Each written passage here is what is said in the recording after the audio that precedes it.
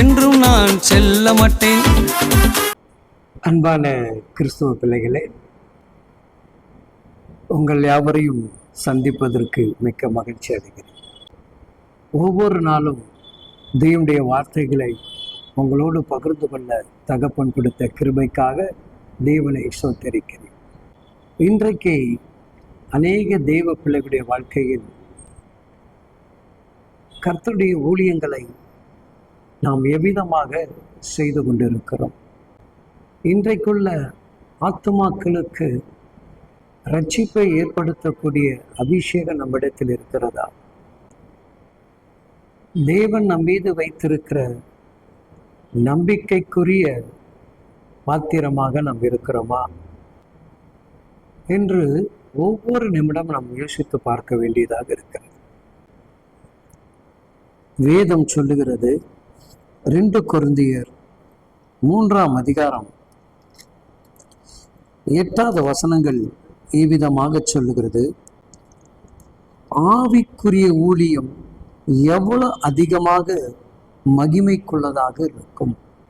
ஆவிக்குரிய ஒரு ஊழியம் கர்த்தருக்குள் பிரியமாக இருந்து செய்யக்கூடிய ஊழியம்,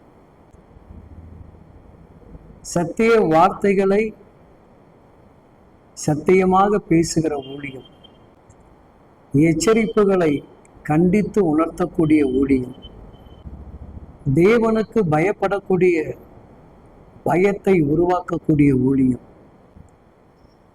கர்த்தருடைய வார்த்தைகளுக்கு கீழ்ப்படிந்து நடக்கக்கூடிய ஊழியம், தேவ மனிதர்களுக்கு செவி கொடுத்து அதன்படி ஊழியம் செய்யக்கூடிய தேவ பிள்ளைகள், சிறுவருடைய ஊழியங்கள், வாலிப ஊழியங்கள், முதியோருடைய ஊழியங்கள், இப்படி சபைக்குள் அநேக ஊழியங்கள் உண்டு.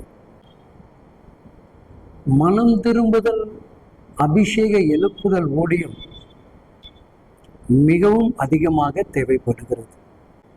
அப்போ இன்றைக்கு தேவ பிள்ளைகளே, நாம் செய்யக்கூடிய ஊழியத்தில் தேவ மகிமை வெளிப்படுகிறதா? தேவனுடைய நாமங்கள் அதில் மகிமைப்படுகிறதா? தேவ சித்தத்தை நிறைவேற்றுகிற ஊழியமாக இருக்கிறதா? இல்லை எதிர்புறமாக ஊழியம் செய்து கொண்டிருக்கிறோமா?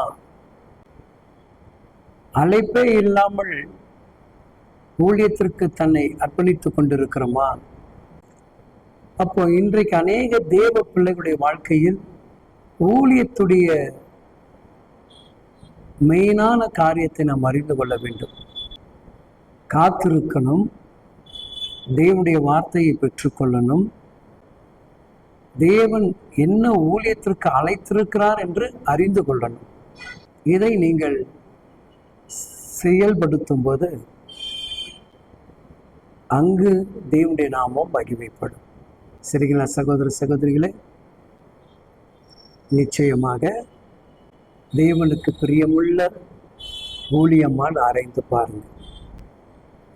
அது யூடியூப் சேனலாக இருக்கலாம், ஃபேஸ்புக்காக இருக்கலாம், இன்டர்நெட்டாக இருக்கலாம், இன்ஸ்டாகிராமாக இருக்கலாம், வெப்சைட்டாக இருக்கலாம். இவை அனைத்து ஊழியங்களும் தேவன் நமக்கு உருவாக்கி கொடுத்திருக்கிறாரா என்று அறிந்து செயல்படுங்கள். கர்த்தர் கூட இருந்து பெரிய காரியங்களை செய்வார். ஆமென்.